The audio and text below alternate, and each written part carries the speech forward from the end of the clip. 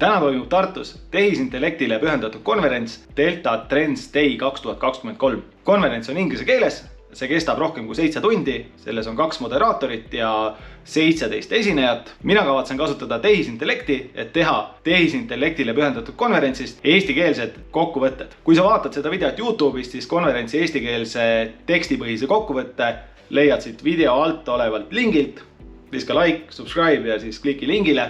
Otseülekanne ei ole veel alanud, lähen võtan ühe kohvi, vahetan ära särgi, sest kanali tellijaid on natukene vahepeal juurde tulnud ja hakkame pihta. Video lõpus proovin anda ka oma hinnangu konverentsil öeldud mõtetele. Otsustasin anda oma tehisajule veidi puhkust ja värskendust ja mõtlesin, et sellel lool on tegelikult 3 osa. Esiteks, mis olid need 5, 10 või 17 mõtet, mida need tänased esinejad meile andsid. Teiseks, kuidas saab tehisintellektiga sellistest konverentsidest kiiresti kokkuvõtteid teha. Ja kolmandaks, mida sellest kõigest arvata. Nende heade mõtetega me Tartusse ei lähe, aga lähme ekraani taha tagasi. Nii, näeme. Nii, konverents läbi, juuksuris käidud, särk vahetatud. Mida me teada saime? Esiteks seda, et me ei tea täna, kus me selle AI teemadega oleme, mis tähendab seda, et selles on väga palju haipi, aga igal juhul see juba muudab või hakkab muutma meie elu väga paljudes valdkondades. Selles on oma ohud, näiteks neid lahendusi kasutades võime jääda ka rumalamaks. Matsid jäävad matsideks. Kuni selleni, et mitte väga kaugis tulevikus võime olla küll kõik võrdsed, aga nagu Jaan Tallinn ütles, võrdselt surnud. There are now people at the labs who think that we have something like 2 years left now. Okay, not too good. If everyone is dead, we are all equally dead, so that's certainly like increasing equality. Minu hinnangul seda AI rongi ei ole võimalik enam peatada. Me ei tea, kuhu see rong sõidab, kui kiiresti ta poole aasta pärast sõidab, aga me peaksime õppima seda rongi natukene juhtima.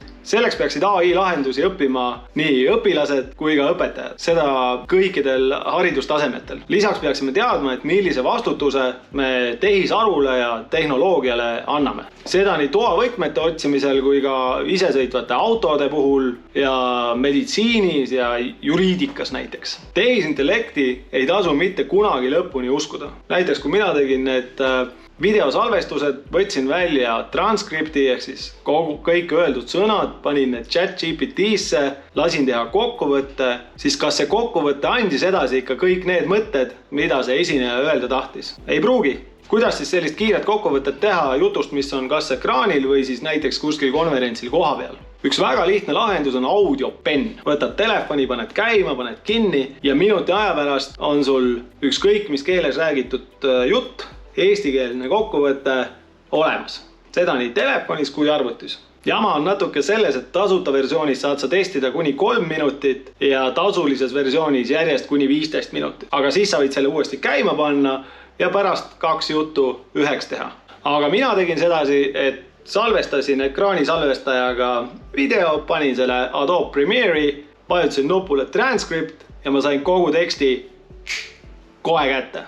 Siis ma panin teksti ChatGPT-sse ja lasin teha sellest mitu erinevat versiooni. Tee artikkel, ütle, mis on 5 põhipunkti, ütle kogu ettekanne 2 lausega, 3 lausega ja räägi see jutt vanaemale. Kõige lihtsam viis YouTube'i videotest kiireid kokkuvõtteid saada on laadida alla mõni plugin, näiteks YouTube Summary, vajutad nupule, uues aknas avaneb ChatGPT, 5 punkti sellest loost. Aga mis on minu mõtted tehisintellektist? Mida on sinul, minul, Elon Muskil ja riisipõllul töötaval hiinlasel täpselt sama palju?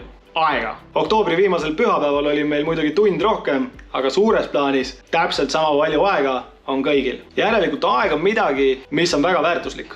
Sa ei saa seda juurde osta. AI lahendused aitavad sul seda aega säästa. AI on nagu mootorsaag. Ta ei mõtle, ta ei võta sinu tööd ära, aga selleks, et seda käsitleda, pead sa natukene õppima ja mõne sae puhul ka natuke kütust panema. Sinu töö võib kunagi tulevikus ära võtta see inimene, kes seda saagi sinust paremini oskab kasutada. 22. novembril räägin Äripäeva Akadeemias sellest saest, ajast, YouTube'ist ja videoteemadel pikemalt. Kohtumiseni. Kui me seal ei kohtu, siis vaata seda videot.